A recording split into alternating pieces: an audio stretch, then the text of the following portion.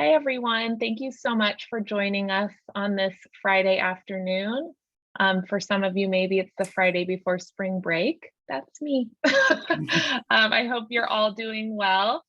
We are excited to be here today to talk about AB 705 math research and its continuing impacts. So I will hand it over to Myra to get us started.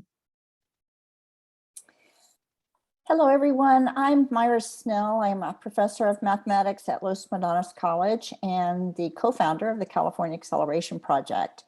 And today's webinar is focused on AB 705 math research, the second wave. But because we have people who are not of the California Community College world coming to the webinar today, and we thought it would be good context, we're going to just give a very brief overview of what we learned in the first wave of research. And then we'll be introducing our presenters and handing things over to them.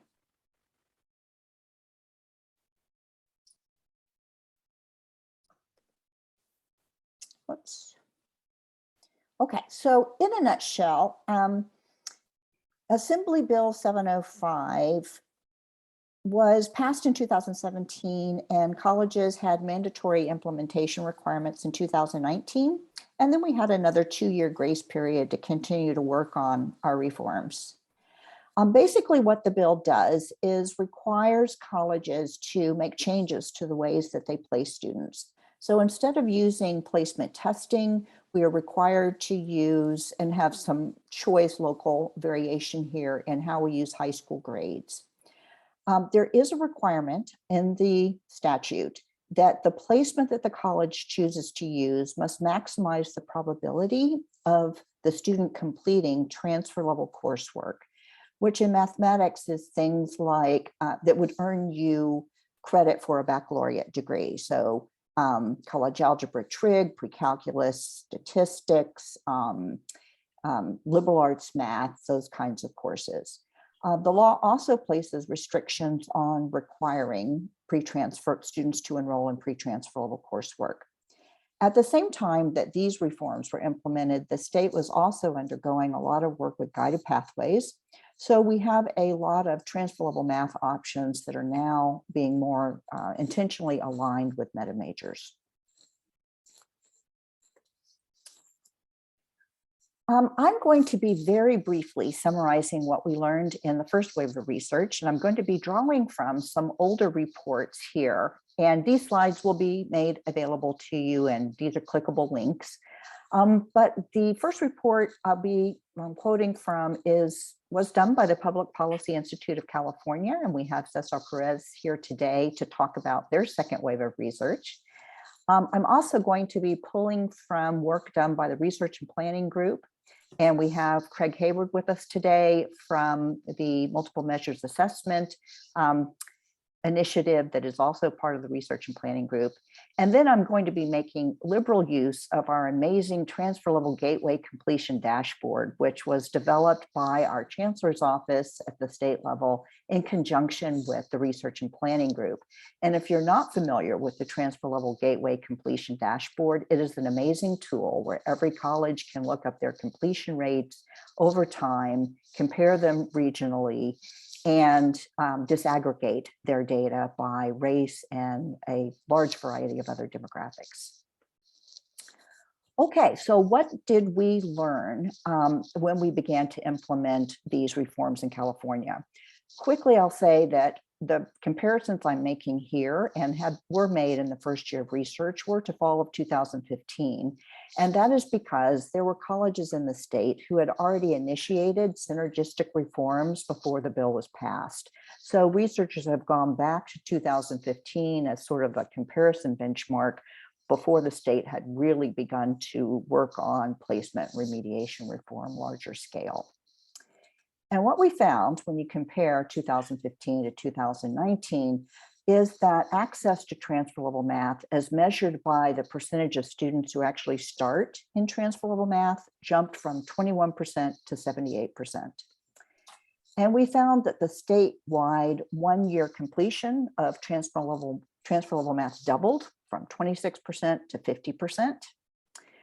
We found that every college experienced completion gains, and that there was variation, of course, in completion gains across the colleges, but it was largely explained by the degree to which colleges increased access to transfer level math.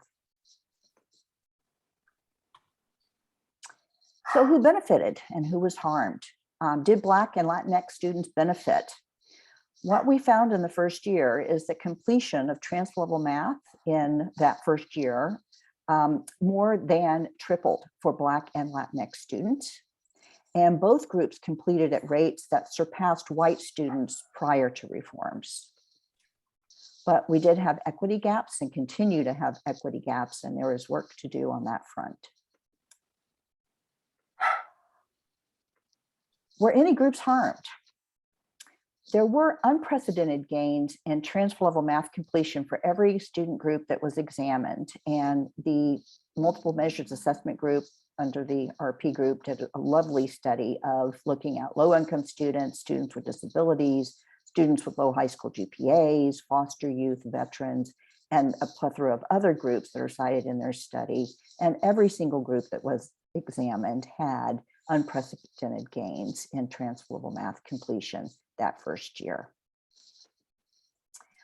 So did corequisite support work for students who had weaker preparation? Now in California, we do not have standardized placement. So it was locally determined by colleges if a student had access to corequisite support at all, and whether or not it was required. What we found, though, is that for colleges that did implement corequisite support, that produced better and more equitable outcomes than remediation. Students in corequisites were much more likely by more than 30 percentage points to complete a gateway transfer level course in one term than students who started in remedial education, in other words, below the transfer level, when given 1 year.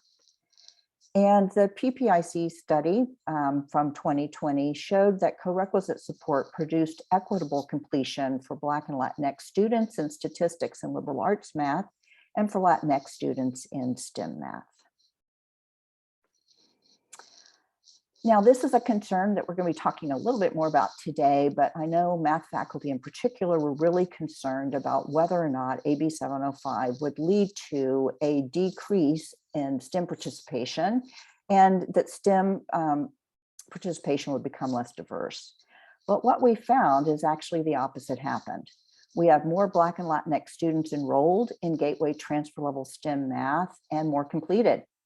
So when we look at enrollments, Latinx students had a 53% increase and Black students a 59% increase compared to much smaller increases in white and Asian students who started in STEM transfer level math as their first math course.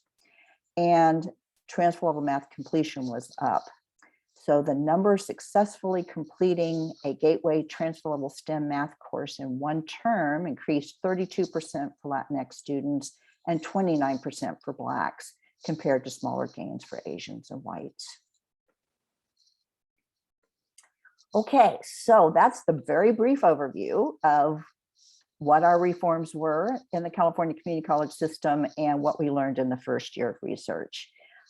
We now, in this webinar, are going to look at a different set of questions that I think everyone is very interested in. For example, how did the pandemic actually affect math completion? Does pre-transfer level math enrollment help or hurt equity? Like, is AB 705 helping us on the equity front? Would students who failed transfer level math have been better off if they started in pre-transfer level math? This has been a concern we've heard from a lot of math faculty about students who are starting in transfer level math and aren't making it. Would they have been better off in the old system? There has also been a lot of interest on the part of math faculty about STEM students who had not passed Algebra 2 in high school, and what is the sort of best starting point for them in this new set of reforms. And then lastly, we're going to hear from the CUNY system, which is ahead of us.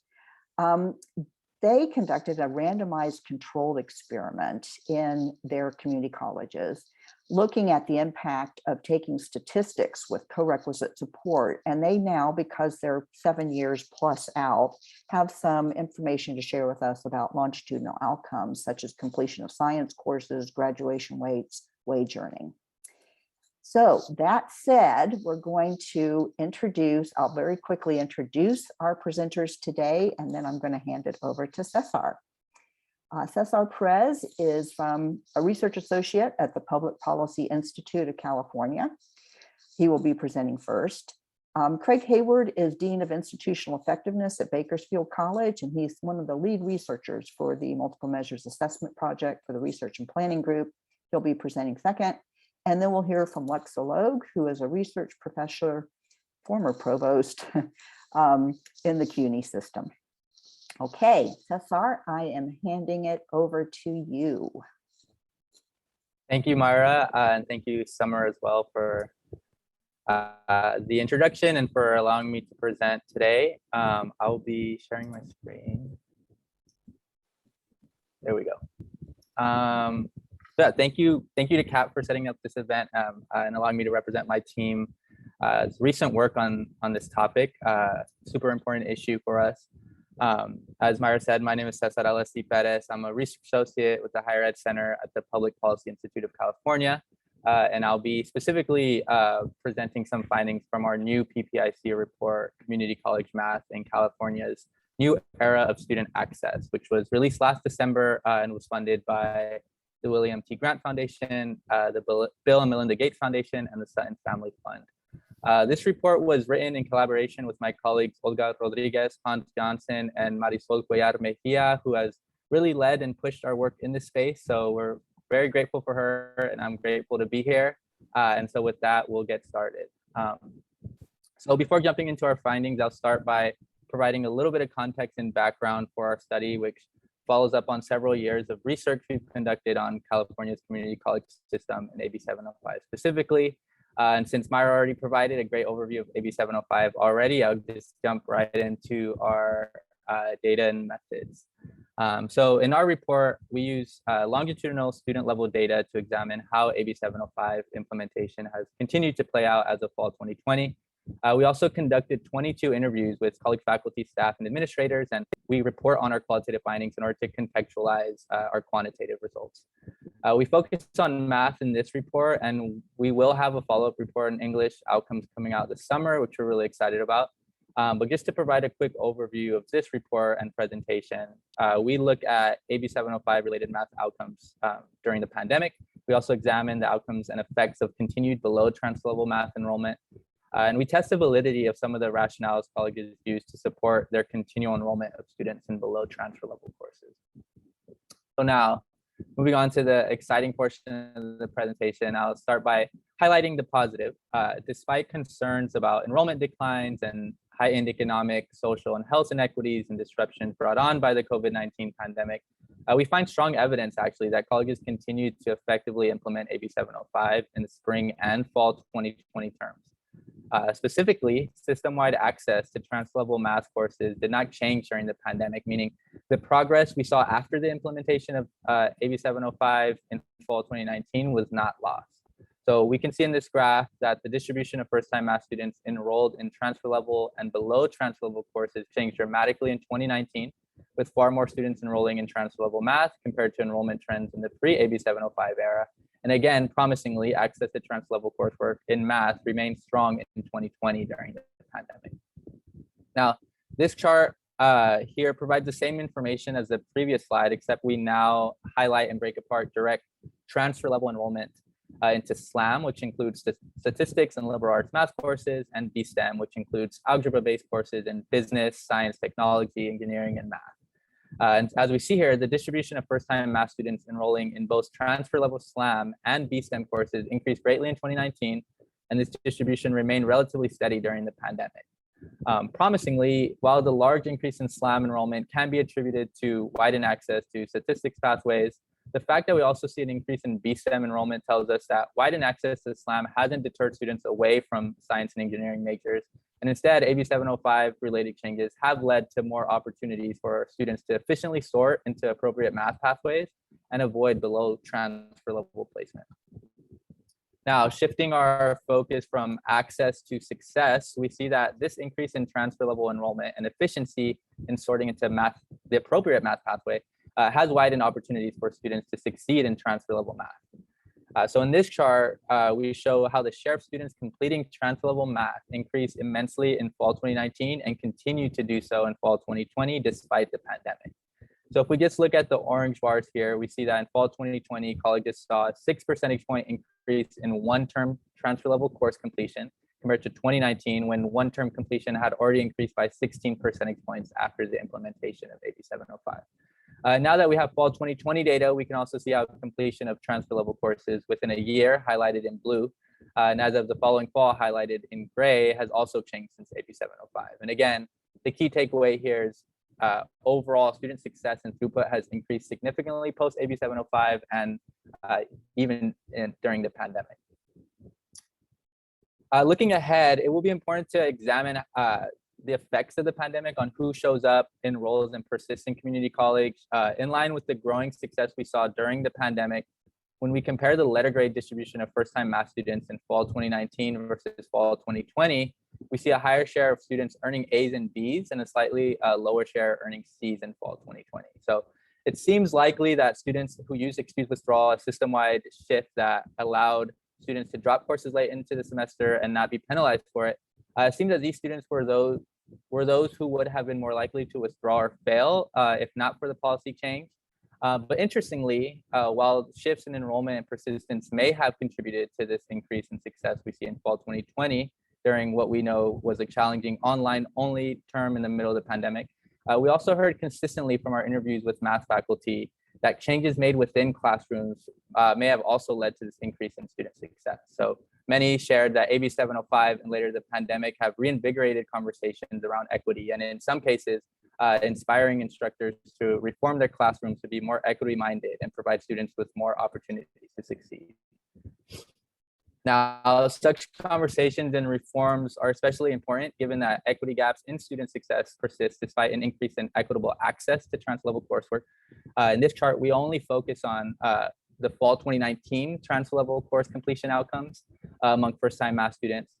And we highlight here that large disparities in throughput persist, especially when we compare Black and Latino students with their Asian and white peers.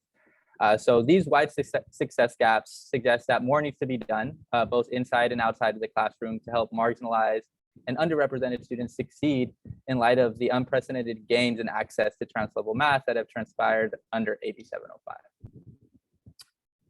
Nevertheless, as we've seen, the main driver of progress in student success post AB 705 has been widened access to transfer-level courses and the appropriate math pathways. And with that in mind, a primary concern is our finding that a group of colleges are still requiring or allowing a significant number of students to enroll in below transfer-level courses, which raises questions about whether these colleges are indeed implementing AB 705 as intended. So here we shift our focus from success back to access. And as a reminder, statewide, we know that today, about 80% of first-time math students enroll in a transfer-level math course. However, as this chart shows, this statewide rate masks important variation across colleges. So in this chart, we categorize colleges based on levels of direct enrollment into transfer-level courses among first-time math students and present these categories as access tiers, given that enrollment patterns are highly representative of placement policies at each college. So colleges categorized as high access have direct transfer level enrollment that is one standard deviation above the statewide mean of 80%, while lower access colleges have enrollment rates that are one standard deviation below the mean. So now focusing on the fall 2020 access to transfer level math courses, we see that 23 or about 1 in 5 colleges still require or allow a third or more first-time math students to enroll in below transfer level courses. And of course, we should not gloss over the fact that the fall 2020 distribution of colleges shows immense progress when compared to access rates just 2 years earlier. In 2018, almost all colleges would be considered lower access compared to today's higher standards. But still, the college level disparities that remain are stark. And as we'll see in the following slides, this colleagues' level variation and access to transfer level courses has large implications for student success and equity. So the first thing we look at is the outcomes of students who start in below transfer level courses. So if we just focus on the orange bars in this chart first, we see that among the fall 2019 cohort, only a third of students starting in below transfer level courses enrolled in a transfer level course as of the next fall. And now if we shift towards the blue bars, we see that only 20% of below transfer level students end up passing the transfer level course after at least 3 main terms from fall 2019 to fall 2020. And as we can see in both cases, these outcomes have not changed much post AB 705. So just to summarize the key takeaway here, these core outcomes among below transfer level students in math just reinforces the idea that direct access and enrollment into transfer level is crucial in determining student success. To further emphasize this conclusion, we make several comparisons and outcomes between student groups. So first, we compare outcomes between students that start in below transfer level courses, highlighted in orange, and students who start in co-requisite courses, highlighted in blue, which provides a credible comparison group in this context, given that co-requisites are typically reserved for students who are identified as needing additional academic support. So from this perspective, we can view co-requisite placement as a sort of alternative to below transfer level placement. And so what we can see from this chart is that overall, among the entire fall 2019 cohort, the first full year AB 705 implementation, co-requisite students are almost 3 times more likely to complete a transfer level course as of the next fall compared to below transfer level students. And this gap in throughput rates holds for all racial and ethnic groups, again, emphasizing that direct enrollment into transfer level is essential for all students and in promoting equity. Perhaps more interestingly, though, even when we compare below transfer level students with students who started in transfer level but failed the course in their first attempt, we still see that fall to fall throughput rates are higher for those that start directly in transfer level. So in this case, the blue bars now represent the percent of students who failed their first transfer level math course attempt and then subsequently enrolled and succeeded in a transfer level course as of the next fall. And again, this gap in throughput rates holds for all racial and ethnic groups. Now, of course, failing a course is not an ideal outcome, but our main point here is that if the overarching goal is to increase transfer level throughput, then it seems as if starting in transfer level courses is ultimately beneficial for all students, even if they fail on their first attempt. Now, in this figure, we take it a step further and display regression adjusted differences in transfer level throughput within 1 year and as of the next fall. So we're making the same comparisons as we did in the previous 2 slides, but are now controlling for a variety of student characteristics such as race, income, and college GPA, which likely influence student enrollment and outcomes in their first math course. In theory, this allows us to more accurately make comparisons between students. So first, focusing on the top group in this figure, we can see that even after controlling for student characteristics, first-time math students who started in a transfer level math course with the co-requisite are more than 30 percentage points more likely to successfully complete a transfer level course relative to their peers starting in below transfer level courses. And as we see with the bottom group, even transfer level math students who initially are unsuccessful on their first attempt are still 4 percentage points more likely to complete a transfer level course within 1 year than students who start in below transfer level, again, after controlling for student characteristics. And this difference actually jumps up to 7 percentage points for this group if we look at fall to fall throughput rates.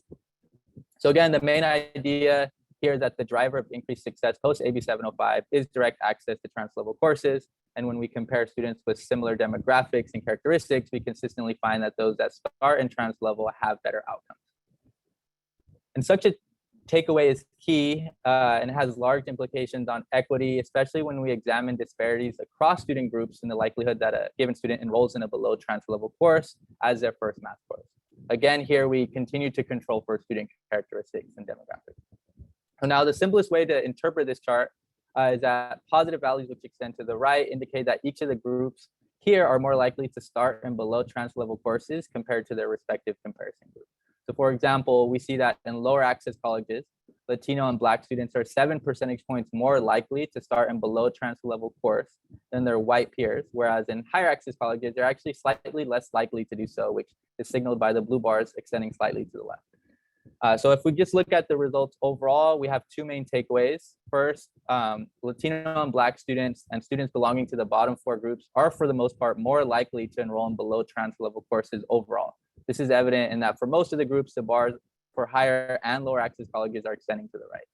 The second main takeaway is that gaps in below transfer level enrollment are larger in lower access colleges compared to higher access colleges. So graphically, we can see that the orange bars are extending farther to the right than the blue bars. So in other words, when access to transfer level courses is restricted or discouraged, as is the case in lower access colleges, marginalized groups are more heavily impacted by this deficit approach to placement and enrollment.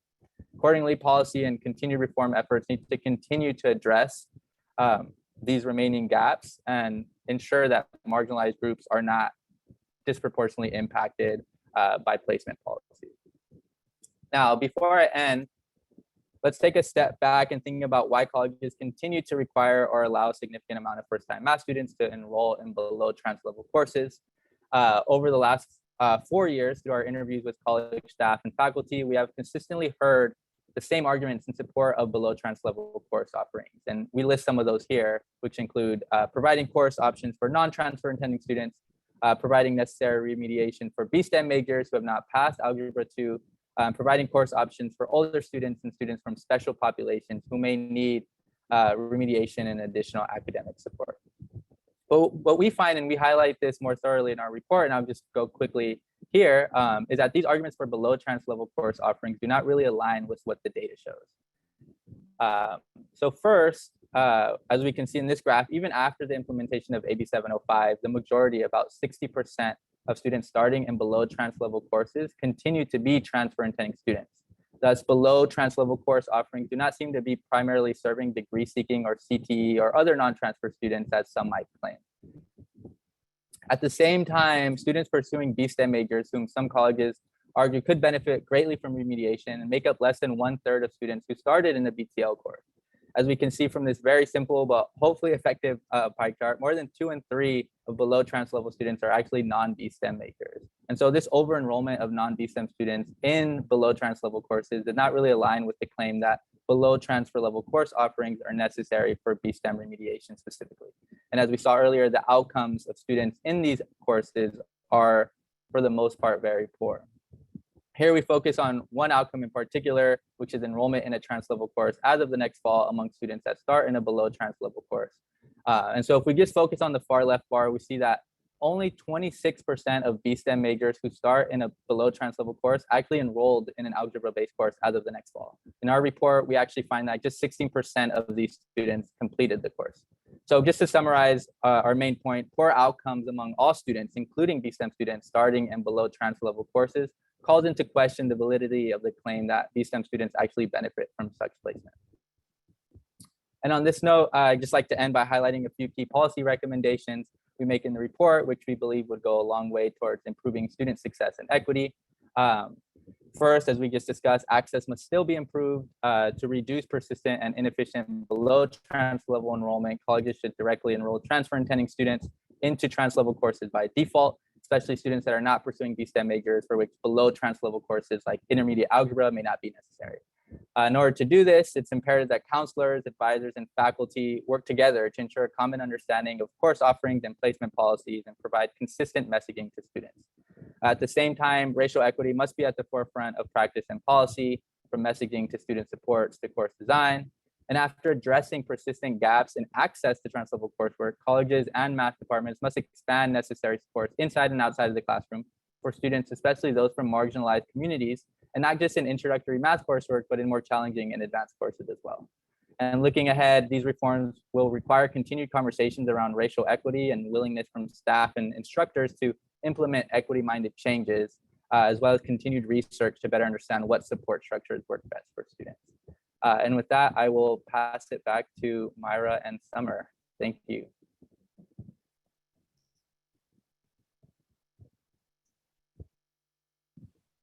Thank you, Cesar. I don't think I did a good job giving instructions about how we were going to take questions during the webinar.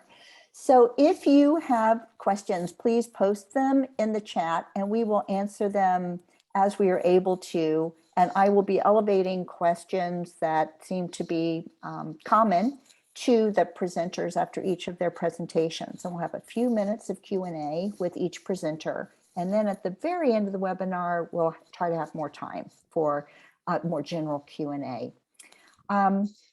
So I am seeing in the chat that most of the questions that were posed to Cesar have been answered. And thank you to Marisol for answering a lot of those questions. It's Cesar's colleague.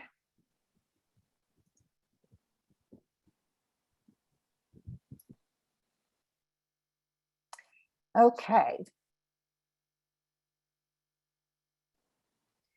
I'm not sure that I'm seeing questions here that would be easy to answer in a few minutes. So Cesar, I'm going to ask you to scroll through the chat to see if there's anything that you might be able to answer in writing. And I think we're ready to move on. Summer, do you agree? Yep, that sounds good. Okay. So I think we'll hand things over to Craig. Thank you, Myra. Good afternoon, everybody. Craig Hayward here, Dean of Institutional Effectiveness at Bakersfield College and researcher on the Multiple Measures Assessment Project under the Research and Planning Group for California Community Colleges. Thank you for the opportunity to present today, Summer and Myra.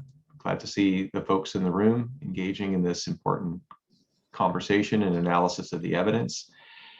So I want to talk with you all today about a paper, kind of going to try to give a real thumbnail sketch summary of a paper that was released last fall about maximizing throughput for students who didn't complete Algebra 2 in high school, with a particular focus on students who select a STEM major in the community college.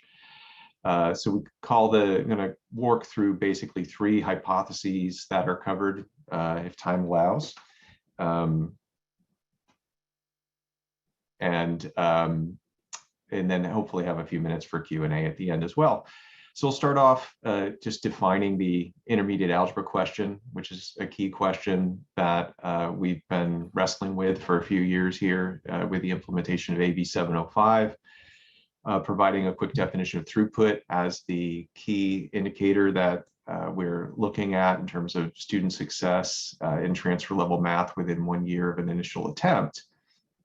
And then digging in and looking at those students who, in particular, those who didn't complete Algebra 2 in high school, but also looking at other levels of highest math completion in high school and seeing how that relates to throughput, as well as including GPA and some later analyses.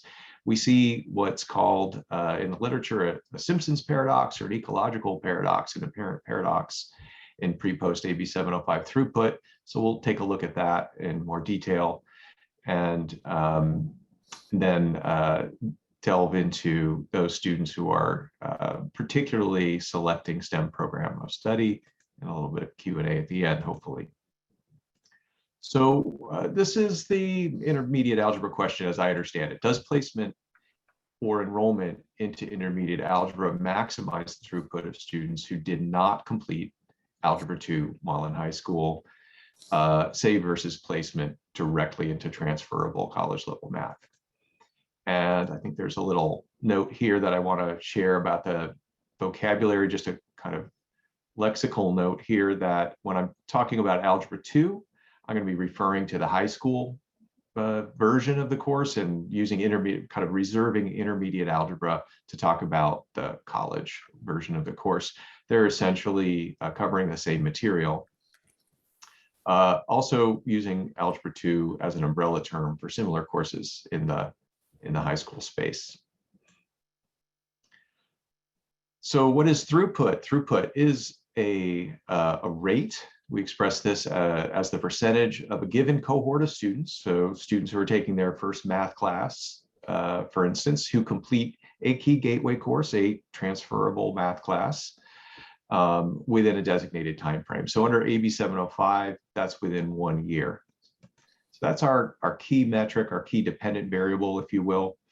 In the paper, there's another research question that talks about how we define who has and hasn't completed Algebra 2 in the data. I'm going to skip over that in the interest of time. I do provide links to the full paper as well as to a Sankey diagram that shows some of the interactive analysis of the high school math course taking patterns that were analyzed as part of this project. But essentially, research question 2 is addressing that question that we just outlined earlier, the intermediate algebra question. Are students better off starting in intermediate algebra or directly in transferable college level math, whether that be SLAM, as Cesar defined earlier, statistics, liberal arts math, or our business, science, technology, engineering, and math oriented classes. So this is a lot of data on this slide. So I'm going to spend some time here, and this is where we'll kind of dig into and hopefully unfurl and unpack the Simpson's paradox, or the ecological fallacy that's present in this data set. So on the left-hand side, we have an analysis of throughput from pre-AB705 cohorts. And on the right-hand side, we have the post-AB705 cohort, which was implemented in fall 19. And the kind of the main hypothesis of research question 2 is answered by looking at the gold bars. So we can see, for instance, that students without Algebra 2 in high school in the pre-AB705 scenario had an overall throughput rate of 20%. And then post-AB705, they had a throughput rate of 28%. And for students who had passed Algebra 2 in high school, there was also a large increase from 35% to 47%. So that's all well and good if you look at the entire cohort. But what we also see happening is that for students who are starting in intermediate algebra, who prior to AB705 had an 11% throughput on the left-hand side, their throughput rate actually dropped to 8%. And then for those that started in intermediate algebra in the community college who had completed Algebra 2 in high school, their throughput rate also dropped from 18% to 13%. We see a similar drop for students who are starting directly in transfer level math, whether that's SLAM or VSTEM, and whether they completed Algebra 2 in high school or did not complete Algebra 2 in high school. So these conflicting lines, this is the essence of the Simpson's paradox. How is it that the subgroups of the golden bars, right? The golden bars is everybody, whether you were starting in intermediate algebra or starting in transfer level. How is it that the overall rates are rising quite strongly while the rates of the subgroups are dropping?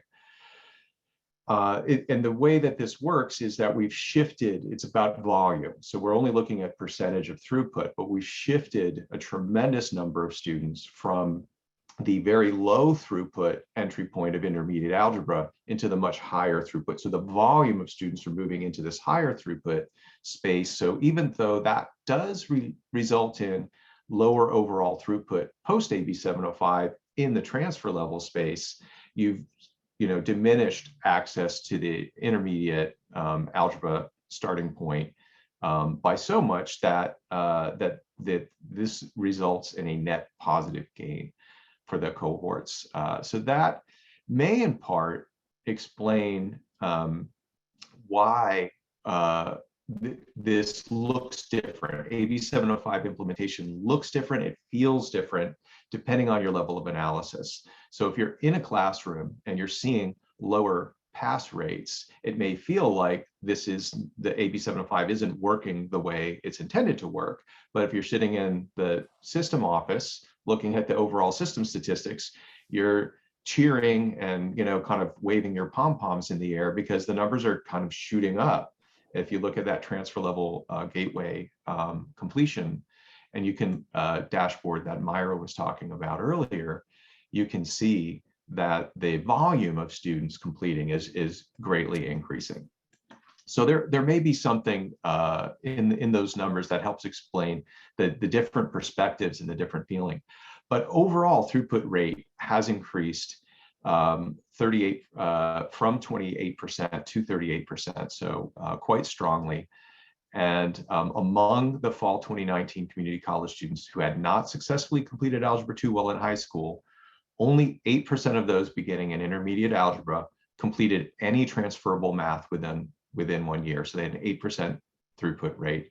Those who began these are the students who had not completed Algebra 2 in high school. Those who began in a transferable college level statistics or liberal arts math experienced a 37% throughput rate. And if they began in a B-STEM class for STEM students, they achieved a 30% throughput rate. So over 3 times the throughput of students who started in the intermediate algebra. So that's the first sort of pass at this question of the intermediate algebra question.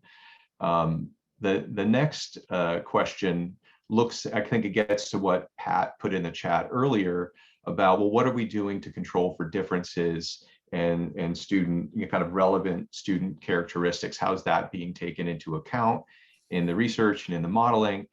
And so what we've done to address this, and you can see the details in the full paper, is a multivariate regression analysis where we statistically control for high school GPA. So this is really key because high school GPA is correlated, I think obviously enough or intuitively enough, it's correlated with the highest level of math completed in high school. So students with higher high school GPA also complete higher levels of math.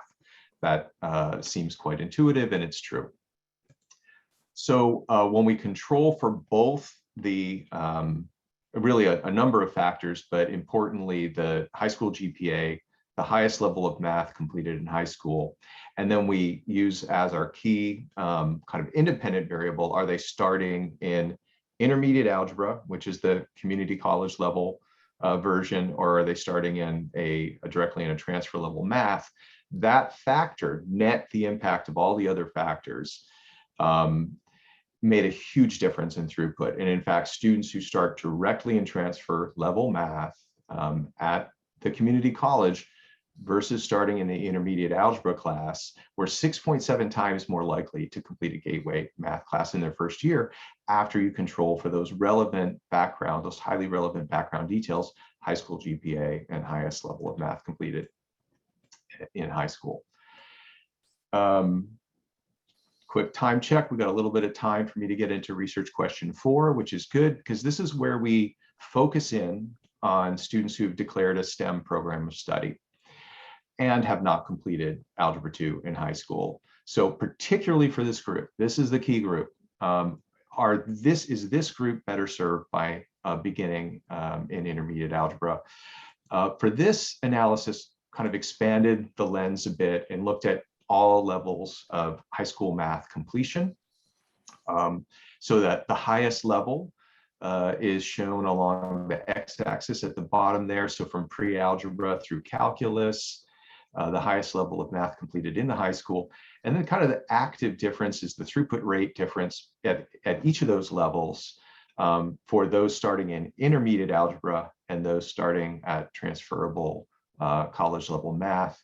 And there are large differences. Of course, the more math that students complete in high school, the better their throughput rates. And if you look, there's basically 3 groupings of throughput rates. Those who have not completed, those whose highest math is pre-algebra 2, they have not completed algebra 2 in high school.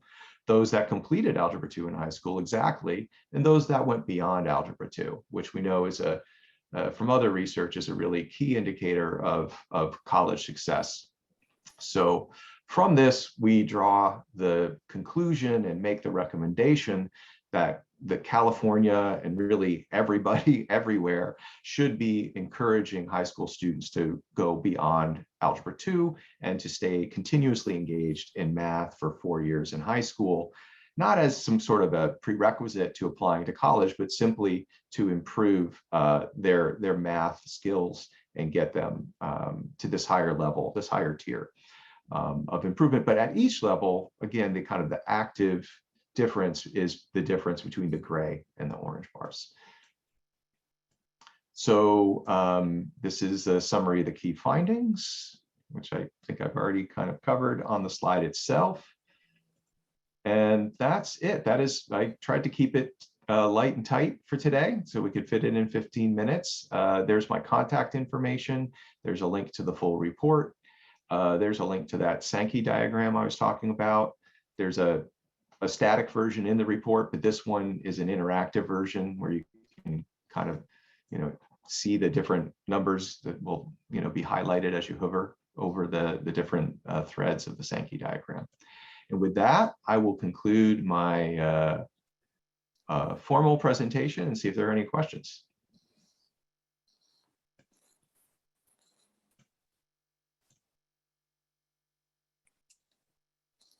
So I have been scanning through the chat, and there are some questions, Craig, that aren't directly related to, they're tangential, but I'm going to pose them to you and see if you're interested in answering them. One is whether or not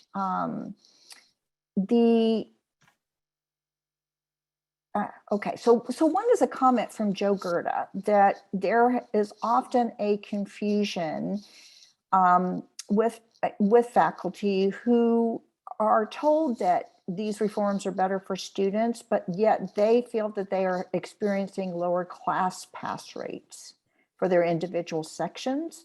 So do you want to just quickly, again, explain what is the difference between a throughput completion metric and a local pass rate?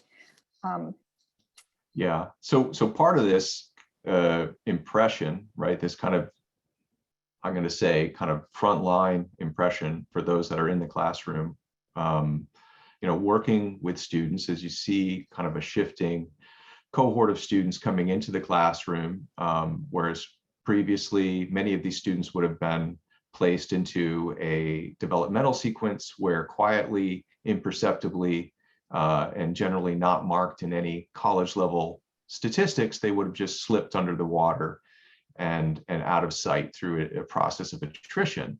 Instead, they're showing up in your transfer level class and they're struggling. Some of them are struggling productively and some of them are struggling and not making it. So that, I think that is just clearly a visible sort of almost visceral experience of people in the classroom every day teaching students. So that's understandable. And so pass rates may in fact be dropping. They're not universally dropping. On average, there is a slight decrease in pass rates and even in throughput rates. So, but pass rates would be for an individual course section in a specific term, whereas throughput rates is the totality of enrollment in that math sequence over, in this case, a 1-year time frame. So it could involve multiple course enrollments. So there's multiple bites at the apple, if you will. So you could be unsuccessful in your first transfer level math class, re-enroll, be successful in the next transfer level math class or the same transfer class the next term. You would still then count as a positive throughput, even though there was a non-successful attempt in that year. So I don't know if that answers your question, Myra, but I tried my best. Okay, thanks. I appreciated that. The other question I think we probably will entertain in the general session that I'm seeing here in the chat, and I appreciate the people in the chat who are responding to questions that people are posting. It's very helpful.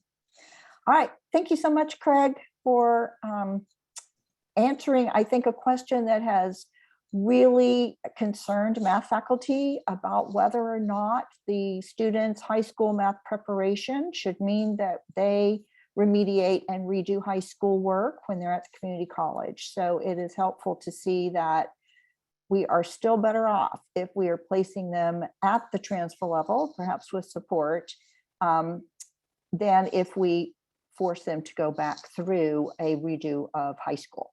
And if I may, Myra, one final point on that is that there's a great deal of variability in pass rates and throughput rates by different, I think that there's just a lot of experimentation going on in this space right now. And over time, I think we'll see some recovery of those pass rates as we sort of share good practices and, questions like how many units should the corequisite be? How do we organize corequisite curriculum to best complement the main course curriculum? Is it better to have an enhanced class or a co-rec class? There's really critical questions about implementation that still remain to be figured out. And who benefits from the concurrent supports that are being offered, I think is another big question. Okay, I think we will hand things now over to Lexa, who is from the CUNY system, and she will be introducing us to her randomized controlled study that they did over 7 years ago, and tell us what they have learned over that period of time. Lexa? Okay, thank you, Myra. I'm using a new computer and I want to share my screen, and it's not showing. When I do the share screen, it's not showing. It's showing PowerPoint, but not what it is. I don't know if you're going to see what I want you to see. Let's give it a try, and then Oh. if it doesn't work, maybe Summer could help us troubleshoot. Like you might email something to her real quickly and let her share it for Yeah. you. And Summer, double check that Lexa's a host. I'm sure she Maybe is, that's the issue. Yeah, you're a host. okay. Okay, let me email Summer the presentation, and Okay, that's good. While we're waiting for that to happen, Ming had a question that he just posed that maybe Craig could either answer or tell us if there's research being done on this, or maybe Cesar knows. Do we know the distribution of the number of transfer level math courses below engineering calculus? And this is a huge issue where some colleges like mine, you could take, we have an open access pre-calculus with trig with concurrent support that anybody can take that goes right into calculus 1. At the other end of the spectrum, there are colleges that have up to 12 units of transfer level math course sequence pipeline to Calc 1. And so there's huge variability across the system.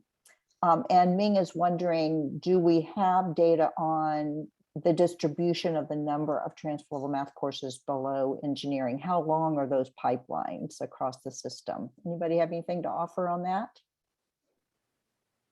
Yeah, there's work going on right now to answer this categorically in the multiple measures assessment project research team. And it's interesting, the variation across colleges. Some colleges will break pre-calculus, the pre-calculus chain into 2 or even 3 courses, whereas other colleges it will be a single course. So that in and of itself is sort of a very interesting degree of variation that we're looking at. Don't have any solid numbers to report right now, but I think I was just reading through Ming's comment in the chat and mulling it over. It's a very intriguing question, and it's one that we're looking at. And do you know when that analysis will be available? Is that something that's going to be coming out soon, or are you at the early stages of that? I would say we're beyond the preliminary stages, and it would be available sometime this year. Kind of depends the editing process and the review process, but I would say it's probably, if I had to guess, I'd say the beginning of the fall semester. We'll probably see something on that. Great. can I ask Summer for her address? I only have her for the California. Oh, she That's just what you can there. send it to that one. Yeah. Okay. Just send it there. Okay, I'm sorry for this glitch. I've been having That's trouble fine. transferring everything over. Okay, I've just sent it.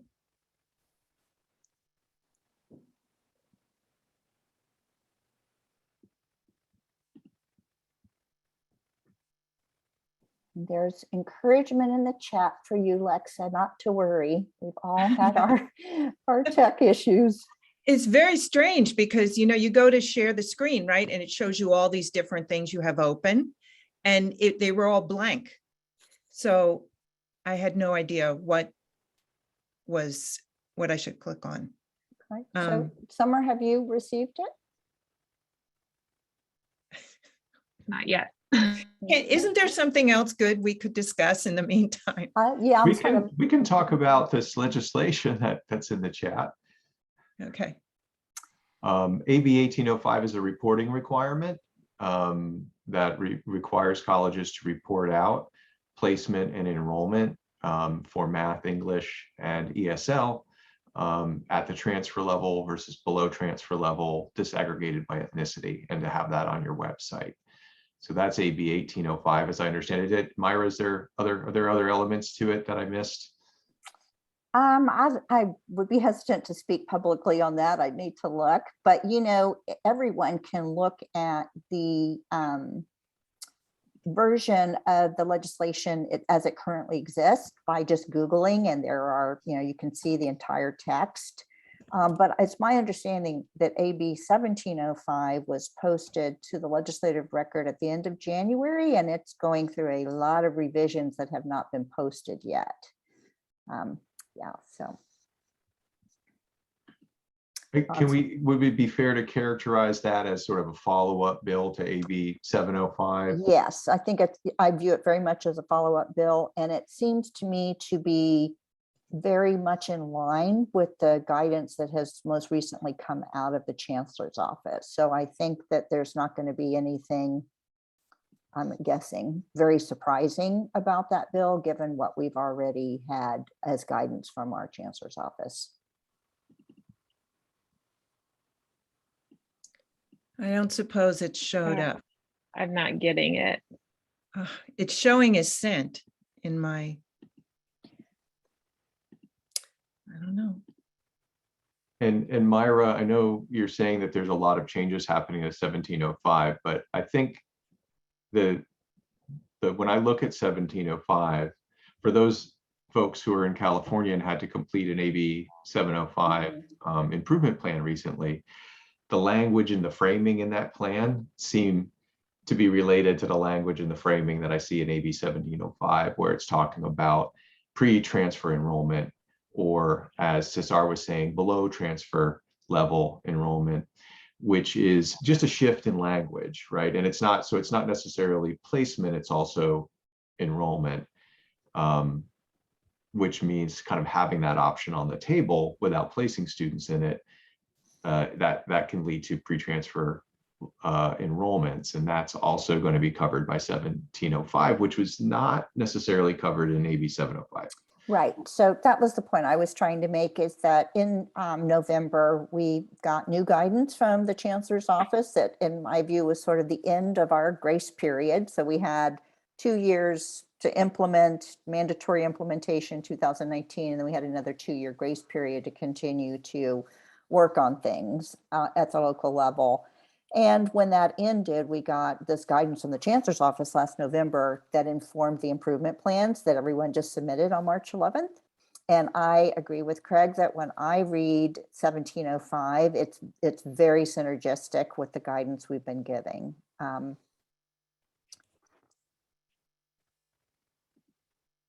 So Lexa, you're getting some pointers in the chat. Is any of that helpful? Right now, what I'm trying to do is send it from a different email system. Sending it from Gmail instead of using the CUNY email. Try just sharing your screen.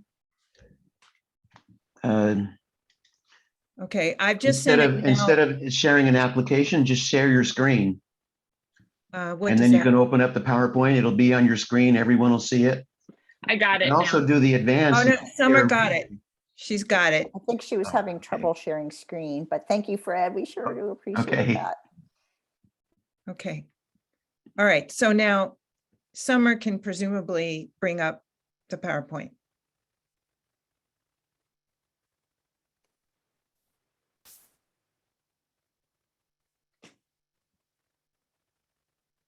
Oh, beautiful. Okay. All You right. good? Can everyone see? Yeah. Okay. All right. Thank you We're so seeing much. presentation mode though, Summer. Okay. Any, Well, I have no notes, so it doesn't matter. You won't see anything secret. We're seeing the next slide. I mean, I don't know that, Yeah. just so you know.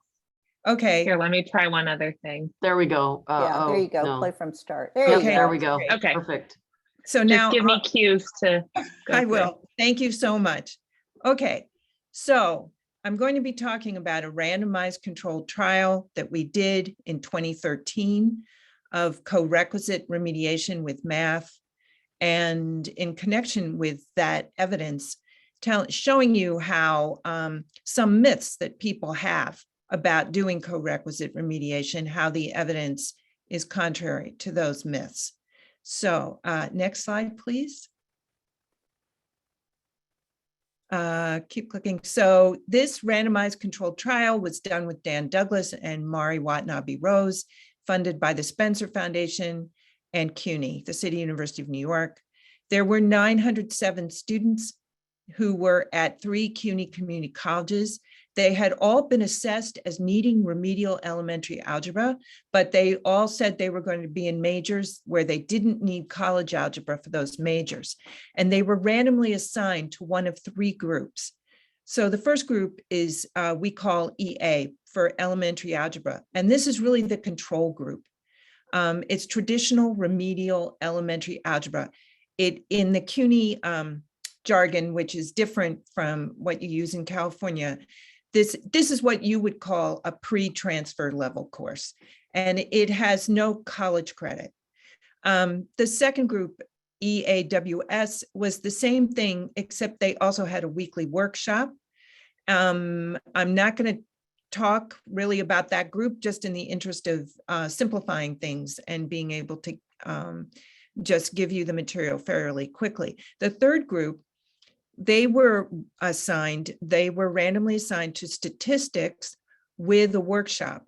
This is a college level introductory statistics course with college credit, and they also had the weekly workshop, and that is the corequisite remediation group. Okay, next slide, please, Summer. All right, so the course pass rates in fall 2013 for EA, the traditional remediation, and Stat WS, the corequisite remediation, were much higher in the statistics course. So that's the first thing that happened. All right, next slide, please. Now, as you've been hearing throughout this webinar, people worry that students in courses like this aren't going to do well later in their math, natural science, and social science courses.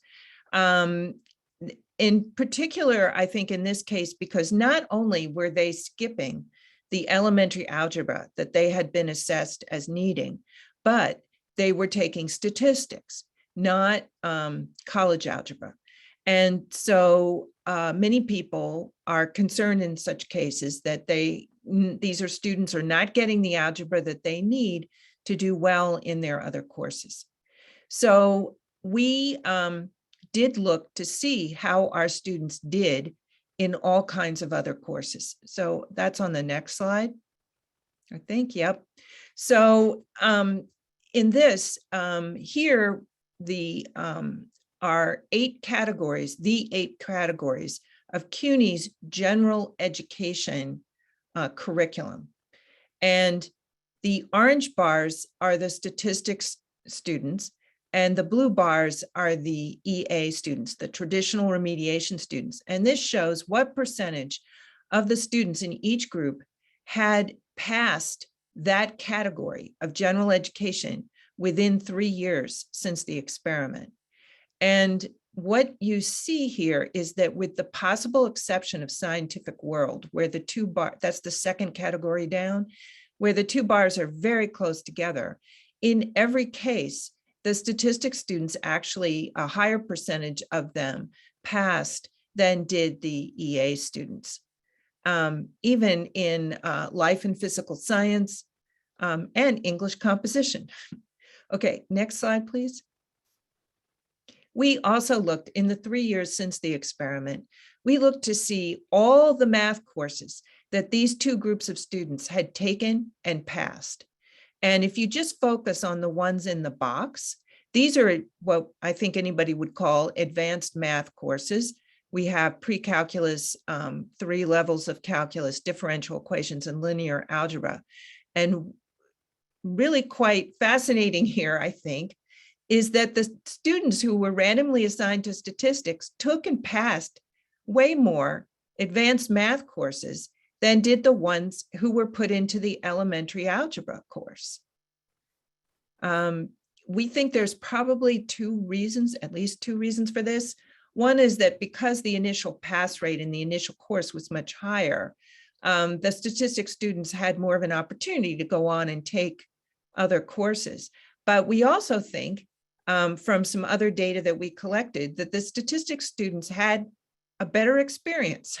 They enjoyed it more than did the elementary algebra students. And so it encouraged them to go on and take more math courses.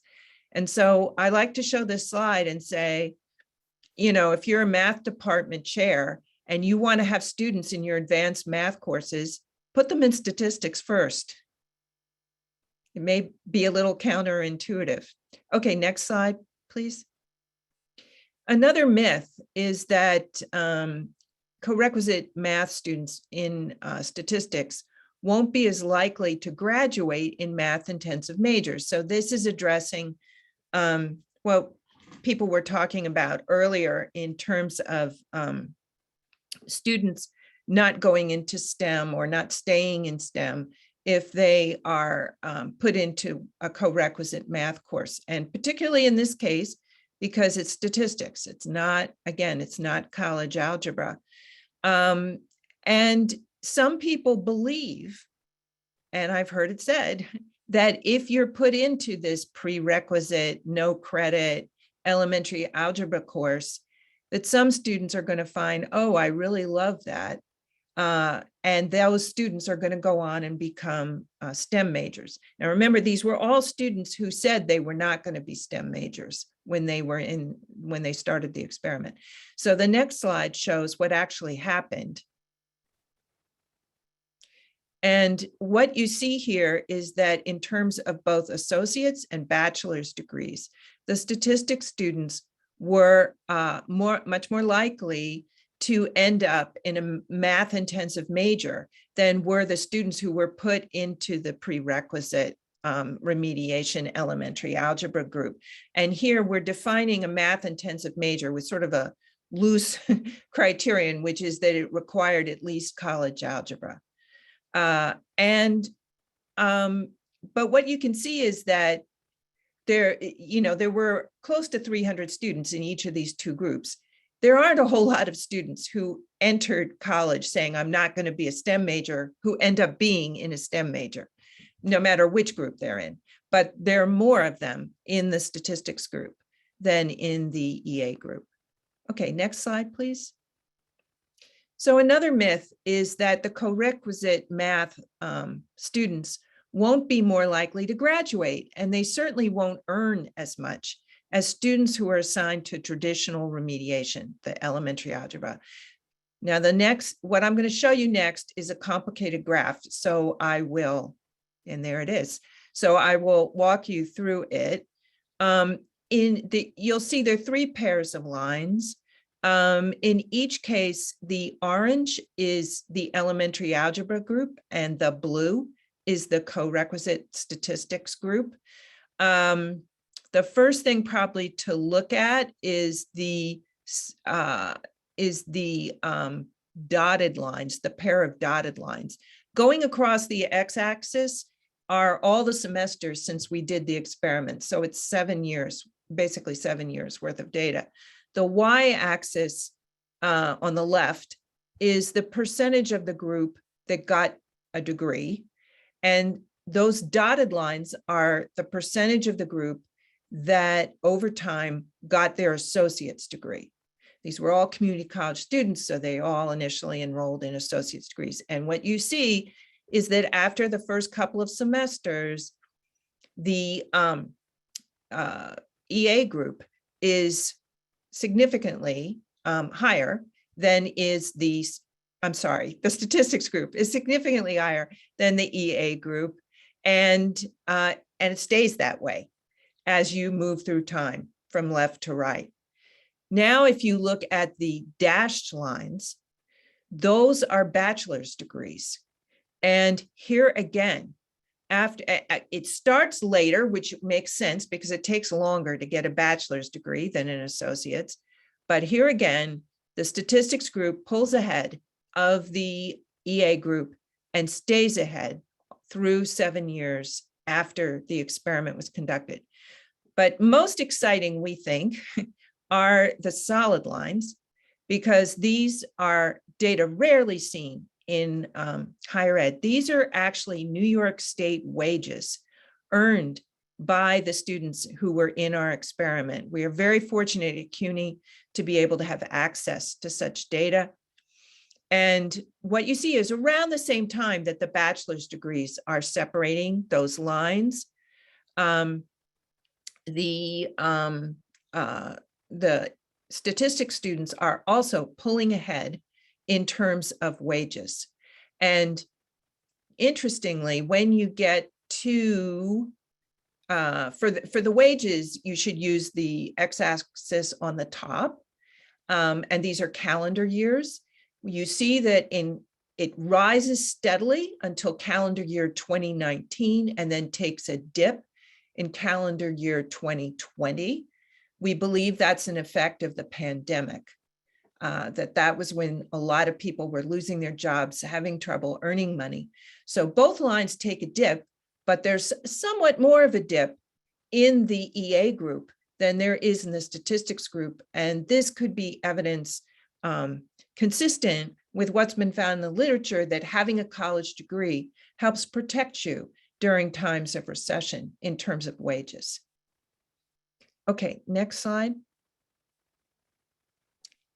These are just some citations of where this work is available if you want to read more detail. The 1-year results are in the top one, which is the 2016 Educational Evaluation and Policy Analysis paper. The 3-year results are in the 2019 paper in the same journal. We have so far have the 7-year results, including the wages, are in a brief that is on the Dana Center Math Pathways website with an accompanying blog post. And Complete College America, we've also done a couple of podcasts for them on the 7-year results, if you like to get your information by ear instead of by your eyes. Next slide, please. Yes, one more thing. We cannot eliminate, we think these results show pretty conclusively, as you've also been seeing in other slides, that we should get rid of traditional remediation and we should have corequisite. But we can't get rid of it and have the students be successful unless we also ensure smooth transfer of courses that have corequisite support. I believe you've had issues in California, as we have had at CUNY, where some bachelor's colleges, once you add corequisite support to a college level class, the bachelor's college has refused to take that course for credit, saying that because the students who started the course didn't have the same prerequisites as did students who didn't have corequisite support in the class, that it's not good enough to be given college credit for.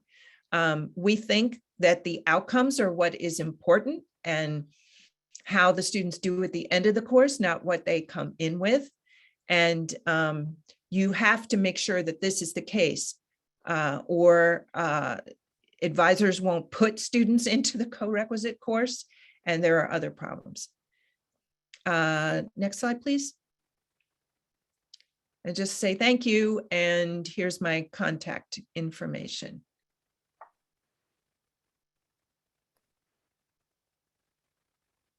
So any questions that?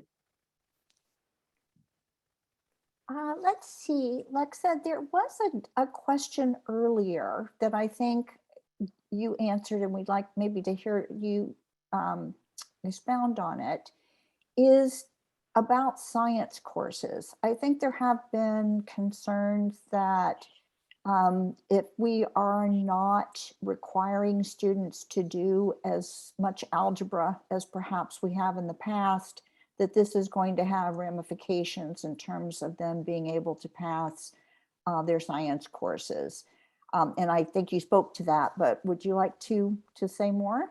Or maybe re-say what you did so that we make sure we all got it? Okay, well, the bottom line finding is that these students who had been assessed as needing remedial algebra, but who didn't take that and who just took statistics, went on and did take science courses and passed more of them than did the students who were put into traditional prerequisite remediation. Now, there's several possible explanations for that. One is that we do know from other research that a lot of students who are assessed as needing remedial elementary algebra actually don't need it. They did badly on the, standardized test or whatever. That's one possible explanation for this finding. It's also been the case that some science courses, having been examined carefully, turn out not to require as much algebra as the instructor thinks they do. There's also, there have been examples of science courses where, say in physics or whatever, where it's taught with a co-requisite. So, and that way the students are given the specific math that they need. Co-requisite doesn't just have to be with a math course. It can be with a chemistry course or a physics course. I've also seen it done with sociology, when you're teaching quantitative sociology. So I think there are a number of possible different explanations for what's going on, but it doesn't seem to help things to make the students take the prerequisite elementary algebra. Craig, I know before the webinar, you had some observations to make about this issue. Do you want to share here what you were saying earlier? Sure. Can you point me in the right direction? Which about which science courses and whether or not students are being harmed and not passing their science courses if they're not taking algebra prior. Yeah, so one of the ways that the multiple measures assessment project team has sort of advanced our work is by looking at college level work, which is often able to lead the data that we have available in statewide data sets. The turnaround is quicker. And so what we're seeing are some initial analyses indicating that the students who are, as more volume of students complete transfer level math, we are seeing subsequent downstream enrollments in classes that have math prerequisites swell, and that success in those courses is not being negatively impacted. So what it's kind of doing is creating a boom, if you will, in enrollments in these I want to say upper level kind of or next level classes that depend on being fed from students who are successfully completing math courses, and that can be a transfer level math that has an existing prerequisite of Algebra 2, even if the student isn't taking Algebra 2 at the college. Thanks. So I'm excited about all of this research that's going to be coming out soon. That's going to be lovely to see. That research is going to be shared at a workshop at the RP group conference next month. So I can put, I don't know if anybody's available to attend, but it's a workshop from 9 to 12. It's on a Wednesday. I can put a link in the chat if you're really curious. And that's kind of a preview to the data that we'll roll out a statewide version of that later. But like I said, it's often the college level work that is a precursor because we can get that data sooner. Mhm. Great.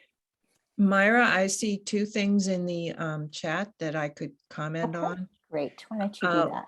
Okay, yeah, one is, so stat students don't need algebra. There's actually been a fair amount of work on that, that intro stats, actually, you don't need much algebra. So, but these are our students, they're co-requisite that what they needed, they got it in the workshop that was 2 hours a week that they took in addition to the statistics. So the way the workshop was run, which by the way, it was, nobody asked about what the workshops were like. They were run by advanced undergraduates, not by the instructor of the course. And the advanced undergraduates were supervised. And what they did was they would start off by asking students what confused you, or what are you having difficulty with? And then they would work on those topics. The other thing I wanted to mention, somebody correctly spotted that the mean annual income for those with bachelors was only $25,000. Yeah, that's because it's a mean and it's taking into account people who are in graduate school, say, and earning zero. So there are a lot of zeros in there. And also it's New York State. We only have New York State wages. So if they moved out of state, we'd have a zero for the person also. And it's only wages. So if there's other kinds of income, say unreported income or whatever, that would not be in that mean. All right. Thank you, Lexa. Very clear. So we have about 8 minutes left, and I'm not seeing any other questions to elevate from the chat. So I wonder if each of our presenters would like to make up a quiz question so we can test our comprehension of what we just heard. Are you game for that? Can you ask us a question, let us test our understanding of what we heard today?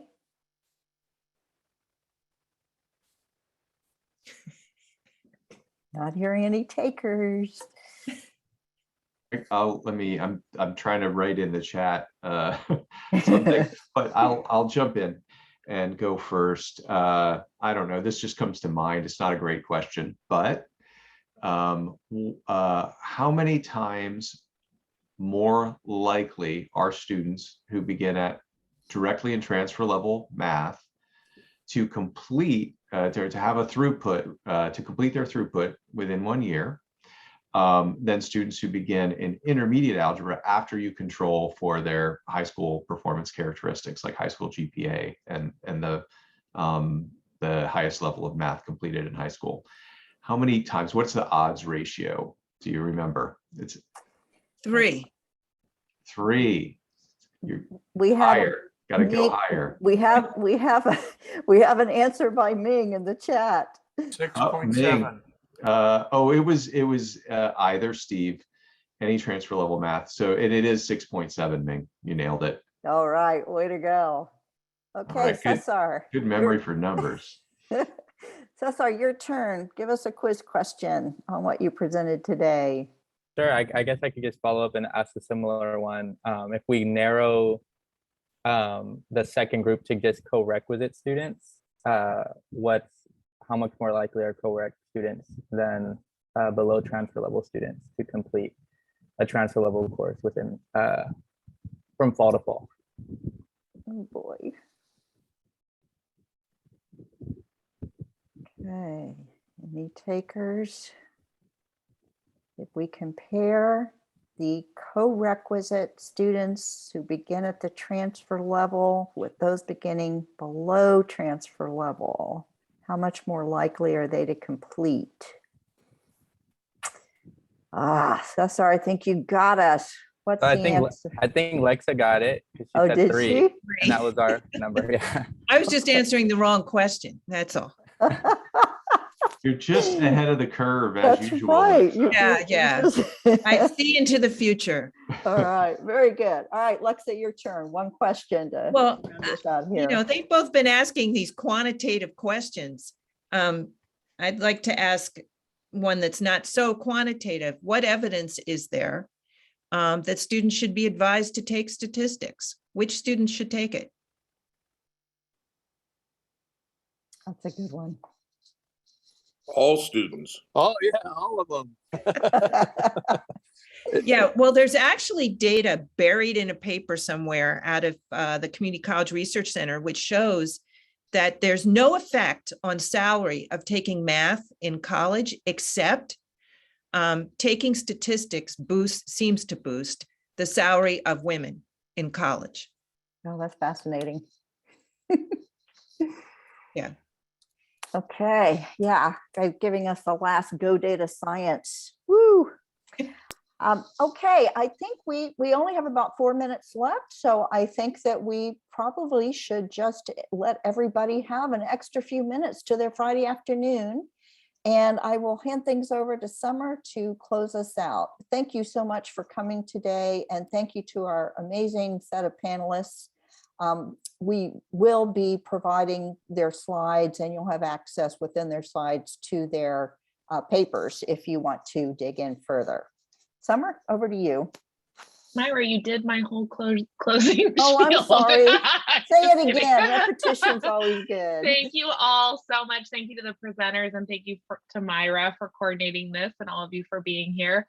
We will be posting the slides and the recording on the CAP website, and I'll send out a link to all of you. We put it on the publications page, so that's where you'll find it. It usually takes a few days to get the recording set up, so probably early next week you can find those.